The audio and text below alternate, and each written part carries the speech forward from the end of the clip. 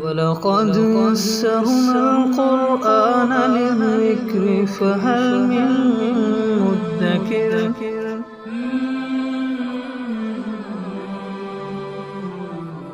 سورۃ البقرہ آیت نمبر 114۔ اعوذ باللہ من الشیطان الرجیم، بسم اللہ الرحمن الرحیم۔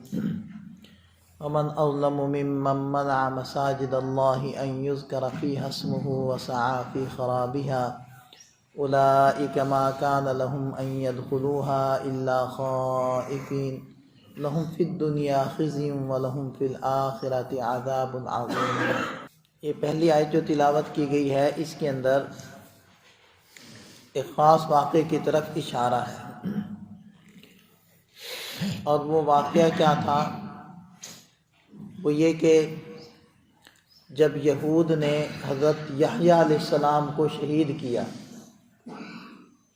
تو شام کے بادشاہ نے، طیطوس نامی بادشاہ نے عراق کے مجوسی بادشاہ کے ساتھ مل کر شام پر حملہ کیا اور تورات کو جلایا، یہود کو قتل کیا اور بیت المقدس کی حرمت کو پامال کیا، وہاں گند ڈالا، اس کو توڑا، اور یہ پھر غیر آباد پڑی رہی یہاں تک کہ نبی پاک صلی اللہ علیہ وسلم کے زمانے میں حضرت عمر فاروق رضی اللہ عنہ نے اس علاقے کو، عراق کو، شام کو فتح کیا۔ یعنی حضرت عمر رضی اللہ عنہ کے دور خلافت کے اندر یہ علاقہ فتح ہوا ہے، اور پھر انہوں نے بیت المقدس کی تعمیر نو کی ہے، وہاں صفائی ستھرائی کی ہے۔ اس کے بعد پھر یورپ کے ہاتھ میں یہ چلا گیا بیت المقدس، اور تقریباً 100 سال تک یورپ کے قبضے میں یہ رہا ہے، اور 6 صدی میں سلطان صلاح الدین ایوبی رحمۃ اللہ علیہ نے بیت المقدس کو دوبارہ سے فتح کیا ہے، اور اس وقت سے اب تک یہ مسلمانوں کے پاس چلا آ رہا ہے، اور اب جو حالات ہیں وہ آپ حضرات کے سامنے ہیں۔ تو یہ جو آیت مبارکہ میں ہے، وَمَنْ أَظْلَمُ مِمَّنْ مَنَعَ مَسَاجِدَ اللَّهِ، اور اس سے بڑا ظالم کون ہوگا جو اللہ کے گھروں میں جانے سے روکے، یعنی اللہ کے گھروں سے اس بات سے روکے کہ أَن يُذْكَرَ فِيهَا اسْمُهُ، کہ ان میں اللہ کا نام لیا جائے، وَسَعَى فِي خَرَابِهَا، اور ان کی تخریب میں، ان کو برباد کرنے میں اس نے سعی اور کوشش کی۔ تو حضرت عبداللہ ابن عباس رضی اللہ عنہما فرماتے ہیں کہ اس آیت میں اس واقعے کی طرف اشارہ ہے، جن لوگوں نے بیت المقدس کو پامال کیا، لوگوں کو وہاں جانے سے روکا، تو اس سے وہ مراد ہے۔ دیگر بار حضرات فرماتے ہیں کہ جب مسلمانوں نے ہجرت کر لی مدینہ طیبہ کی طرف، تو مسلمانوں کے دل ظاہر بات ہے تڑپتے تھے اس بات کے لیے کہ وہ بیت اللہ کو دیکھیں، اس کی زیارت کریں، اس کا طواف کریں، اس میں نمازیں پڑھیں۔ تو 6 ہجری کے اندر نبی پاک صلی اللہ علیہ وسلم اور حضرات صحابہ کرام تشریف لائے ہیں عمرے کی غرض سے، تو ان حضرات کو روک دیا گیا، اور صلح حدیبیہ کا قصہ ہوا، اور آپ علیہ السلام وہاں سے واپس لوٹ گئے، اور پھر 7ویں ہجری کے اندر ممکن ہوا وہاں جا کر عمرہ کرنا۔ تو یہ جو وہاں روکا گیا ان حضرات کو طواف نہیں کرنے دیا، تو اس آیت مبارکہ سے مراد یہ والا واقعہ ہے۔ بہرحال دیکھیں کہ آیت مبارکہ میں کوئی تخصیص نہیں کی گئی، بلکہ مطلق الفاظ آئے ہیں، مساجد اللہ، جو اللہ کے گھروں سے روک دے، رکاوٹ ڈالے۔ تو اس کے اندر جہاں یہ دونوں واقعات آتے ہیں، وہیں یہود کا مسلمانوں کے دلوں میں شکوک و شبہات پیدا کرنا، تاکہ وہ آپ صلی اللہ علیہ وسلم کے بارے میں بدظن ہوں، اور مساجد کی اہمیت ان کے دلوں سے نکلیں، اور وہ مساجد میں نہ جائیں، تو یہ بھی اس کے اندر داخل ہو جائے گا۔ اور ہر ایسی کاوش کہ جس کی وجہ سے مساجد کی اہمیت کم ہو، مساجد کی تخریب ہو۔ تخریب دیکھیں دونوں طرح کی ہوتی ہے، ایک ظاہری تخریب ہوتی ہے توڑ دینا، اور ایک باطنی تخریب ہوتی ہے کہ لوگ مسجد میں نہ آئیں، لوگ وہاں اللہ کی یاد میں مشغول نہ ہوں، ان کو اللہ کی یاد میں مشغول ہونے سے روک دیا جائے۔ تو اس میں کوئی بھی شکل ہے وہ اس میں داخل ہو جائے گی، جیسے لڑنا جھگڑنا مسجد میں، شور کرنا، یا مساجد کے قریب محلے کے اندر اونچے اونچے ڈیک بجانا، گانے بجانے، تو اس سے بھی تخریب کی ایک شکل یہ ہے کہ نمازیوں کو نماز پڑھنے میں، اللہ کا ذکر کرنے میں مشکل پیش آئے گی۔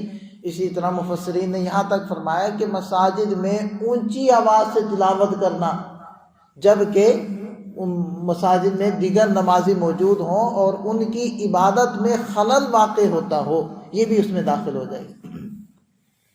تو یہ جو سلام کیا جاتا ہے تو علماء اس لیے فرماتے ہیں کہ جب آپ مسجد میں آئیں تو اونچی آواز سے سلام نہ کریں، کیونکہ جو لوگ نوافل پڑھ رہے ہیں، سنن پڑھ رہے ہیں، کوئی تلاوت کر رہا ہے، کوئی ذکر کر رہا ہے، کوئی دعا مانگ رہا ہے، کوئی اللہ تعالیٰ کی طرف متوجہ ہو کر بیٹھا ہے، تو اب اونچی آواز سے جب سلام کر رہے ہیں تو اس کو اپنی طرف متوجہ کر رہے ہیں، بھی وہ کام چھوڑو، میرے سلام کا جواب دو۔ تو ایسی حالت میں حکم دیا گیا ہے کہ آپ دیکھو کہ کون لوگ ایسے ہیں کہ جو نماز نہیں پڑھ رہے، تلاوت نہیں کر رہے، تو ان کے پاس بیٹھتے ہوئے اتنی آواز سے ان کو سلام کر دو کہ ان کو آواز آ جائے اور وہ آپ کا جواب دے دیں، بقیہ لوگ ڈسٹرب نہ ہوں، کیونکہ ظاہری بات ہے مسجد میں وہ کسی عبادت کے لیے آئے ہیں۔ ہاں اگر آپ دیکھتے ہیں کہ نہیں سارے ہی ایسے بیٹھے ہیں اور وہ آپ کا سلام ان کے لیے خلل کا واقع سبب نہیں بنے گا تو پھر کرنے میں حرج نہیں ہے۔ تو بہرحال اس چیز کو دیکھنا چاہیے۔ تو ہر وہ عمل کہ جس کی وجہ سے عبادت میں خلل آئے، لوگوں کی عبادت میں رکاوٹ آئے، وہ سب اس آیت مبارکہ کے حکم میں داخل ہو جائے گا کہ وَمَنْ أَظْلَمُ مِمَّنْ مَنَعَ مَسَاجِدَ اللَّهِ، اس سے بڑا ظالم کون ہوگا جو اللہ کی مساجد میں اس بات سے روکے کہ ان میں اللہ کا نام لیا جائے، وَسَعَىٰ فِي خَرَابِهَا، اور ان کی تخریب کے لیے اس نے بھاگ دوڑ کی۔ اولئک ما کان لہم، یہ وہ لوگ ہیں کہ ان کو نہیں لائق کہ وہ ان مساجد میں داخل ہوں، الا خائفین، مگر ڈرتے ہوئے، یعنی ان کے اوپر ایک ہیبت طاری ہو، ایک رعب طاری ہو، ایک خشوع اور خضوع والی کیفیت ہو، بالکل ایسے ہی جیسے کہ بادشاہ کے دربار میں جاتے ہوئے کیفیت ہوتی، کیونکہ یہ اللہ کا دربار ہے اور یہاں تو اللہ تعالیٰ کی عبادت کی جاتی ہے، اس لیے بتکلف اپنے اوپر ان کیفیات کو پیدا کرنا کہ ہم بادشاہ کے دربار میں جا رہے ہیں، ہم سے کہیں وہاں گستاخی نہ ہو جائے۔ اور دیکھیں کہ جہاں یہ آداب مسجد الحرام کے لیے ہیں، جہاں یہ آداب مسجد النبوی کے لیے ہیں، بیت المقدس کے لیے ہیں، وہیں یہ آداب روئے زمین پر پھیلی ہوئی تمام مساجد کے لیے ہیں۔ لہم فی الدنیا خزی، اور جو لوگ ایسا کریں گے ان کے لیے دنیا میں بھی رسوائی ہے، وَلَهُمْ فِي الْآخِرَةِ عَذَابٌ عَظِيمٌ، اور ان کے لیے آخرت میں بڑا عذاب ہے۔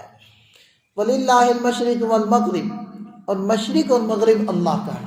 اچھا، اس سے پہلے حضرت علی کرم اللہ وجہہ کا ایک ارشاد ہے، وہ فرماتے ہیں کہ 6 چیزیں شرافت اور انسانیت میں سے ہیں، 3 حضر کی، 3 سفر کی۔ حضر کی 3 تلاوت قرآن پاک، مساجد کو آباد کرنا، اور ایسی جماعت بنانا کہ وہ دین کے کاموں میں معاون بنے۔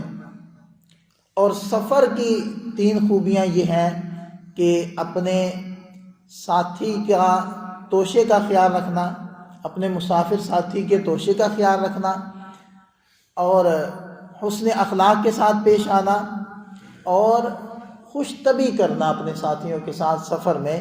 تو یہ فرمایا کہ یہ 6 چیزیں شرافت میں سے ہیں، تو دیکھیں ان میں سے ایک مسجد کو آباد کرنا بھی آ جاتا ہے۔ اور آگے فرمایا کہ وَلِلَّهِ الْمَشْرِقُ وَالْمَغْرِبُ، اور اللہ کے لیے ہے مشرق اور مغرب۔ یہ اصل میں تمہید باندھی جا رہی ہے تحویل قبلہ کے لیے۔ آپ حضرات کے علم میں یہ ہے کہ مدینہ طیبہ میں جب تشریف لے آئے تھے تو 16 سے 17 مہینے بیت المقدس کی طرف رخ کر کے نماز پڑھی گئی تھی، اور پھر بیت اللہ کی طرف رخ پھیر لیا گیا تھا۔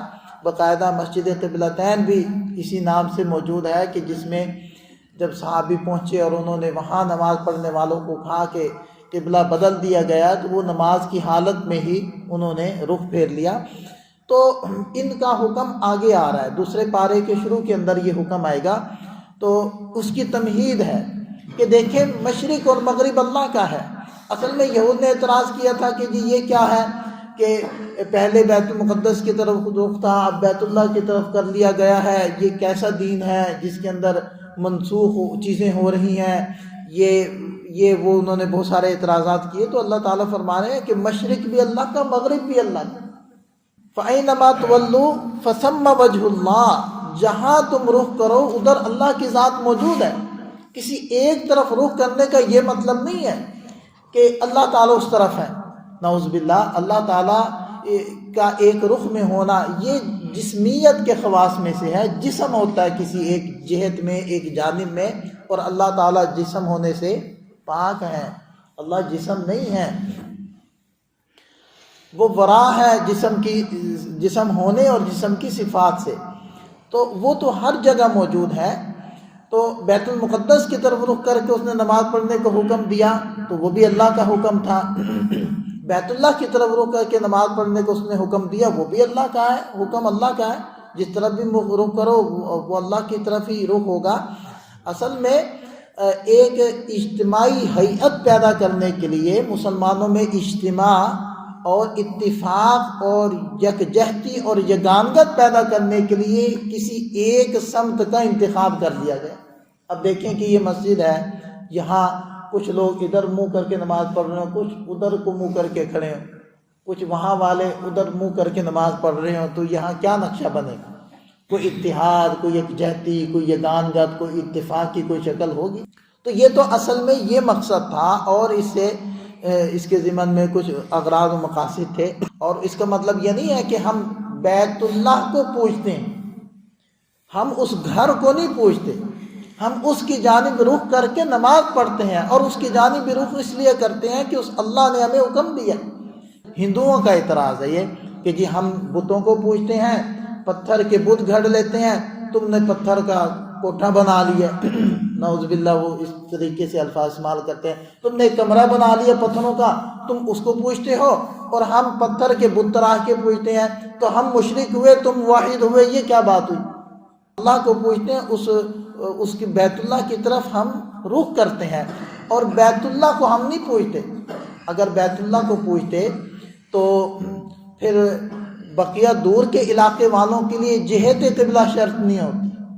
اب عین قبلہ ہمارے لیے شرط نہیں ہے۔ عین قبلہ آپ ایسے سمجھیں کہ مثلا یہ جو تپائی ہے یہ ہے قبلہ، بیت اللہ ہے یہ۔ اب جو مسجد حرام میں ہے انہوں نے تو اس کی طرف ہی رخ کرنا ہے، لیکن جو دور کے لوگ ہیں، جیسے ہم لوگ دور کے ممالک کے ہیں، اب مثلا ایک ملک تو ہوگا جیسے کہ یہ سامنے دروازہ ہے، وہ تو سیدھا ادھر رخ کر لے گا۔ اب ایک ملک ادھر ہے، ٹھیک ہے، اب اس کے لیے ادھر رخ کرنا فرض نہیں ہے۔ اس بیت اللہ سے یہاں سے ایک لکیر ادھر کو کھینچیں اور ایک ادھر کو کھینچیں۔ اب یہ جو پٹی، یہ جو لائن جا رہی ہے نا، آپ سمجھیں کہ یہ جہت قبلہ ہے۔ اب وہاں والے اگر ادھر رخ کر کے نماز پڑھ لیں گے تو ان کی نماز ہو جائے گی۔ یہ جہت قبلہ ہے اور یہ عین قبلہ ہے، تو ان کے اوپر فرض نہیں ہے وہ ادھر رخ کریں، وہ وہاں کھڑے ہو کر ادھر رخ کر لیں گے تو یہ جہت قبلہ کی طرف رخ ہو گیا، لہذا ان کی نماز ہو جائے گی۔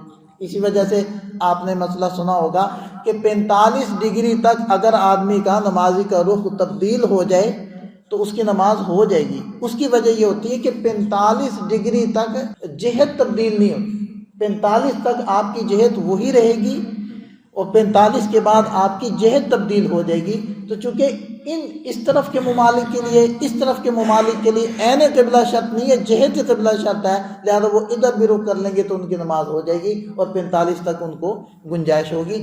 تو بہرحال اگر بیت اللہ کو پوجتے تو ان کی نماز کسی بھی صورت میں ہونی نہیں چاہیے۔ اسی طرح اگر آپ سفر میں ہیں اور سواری ایسی ہے کہ وہاں آپ قبلہ رخ نہیں رہ سکتے، مثلا پہلے گھوڑے خچر وغیرہ ہوتے تھے، آج کل بسیں ہیں، موٹر سائیکل ہے، اور آپ نے نوافل پڑھنے، اب آپ سفر میں نفل پڑھنے ہیں، تو آپ کے لیے گنجائش ہے کہ آپ کا رخ جدھر بھی ہے آپ سیٹ پر بیٹھیں اور اشارے سے آپ اپنی نماز پڑھ لیں، جدھر بھی آپ کا رخ ہے۔ اسی طرح اگر آپ سمندر میں ہیں، اگر آپ کسی جگہ اندھیرے میں ہیں جہاں رخ نہیں آپ کو پتہ چل رہا کہ بیت اللہ کا رخ کدھر ہے، نہ آپ کے پاس کوئی آلہ ہے نہ کوئی بتانے والا ہے، تو آپ تحری کریں گے، مطلب سوچ و بچار کریں گے۔ آپ کی سوچ بچار ہوئی کہ لگتا ہے بیت اللہ ادھر ہوگا، قبلہ ادھر ہے، تو آپ نے ادھر رک کر کے نماز پڑھ لی۔ ابھی نماز کا وقت باقی ہے کہ کوئی صاحب آئے، آپ نے ان سے پوچھا، انہوں نے کہا کہ نہیں ادھر ہے، تو آپ کو نماز لوٹانے کی ضرورت نہیں ہے، آپ کی نماز ہوگی۔ تو اگر بیت اللہ کو پوچھتے ہیں ہم لوگ تو ان ساری شکلوں میں نمازیں نہیں ہونی چاہیے۔ پھر جو یہ ہندو کہہ رہے ہیں، اب دیکھیں کہ وہ پتھر کو، بت کو کیسے پوچھتے ہیں کہ اگر ان کے پاس مندر نہیں ہے، بڑا بت نہیں ہے، تو انہوں نے چھوٹے چھوٹے بت اپنے پاس رکھے ہوئے ہیں۔ آفس میں انہوں نے الگ بت رکھا ہوا ہے، گھر میں کمرے میں اپنا الگ بت رکھا ہوا ہے، یعنی ہر بندے نے اپنا اپنا خدا ساتھ ہی رکھا ہوا ہے۔ بلکہ ایک دفعہ تجزیہ آیا کہ اتنی عوام نہیں جتنے ان کے خدا ہیں، کیونکہ ہر بندے نے 2-3 جگہ تو خدا رکھا ہوا ہے۔ تو بتوں کی تعداد زیادہ ہے اور عابدین کی تعداد کم ہے، معبودین کی زیادہ ہے۔ پھر ان کے پاس کیا دلیل ہے؟ کون سی کتاب میں ان کے پاس یہ آیا ہے، وحی آئی ہے کہ تم نے اس کو پوجنا ہے، یا اس کو پوجنا ہی ہمیں پوجنا ہو گیا؟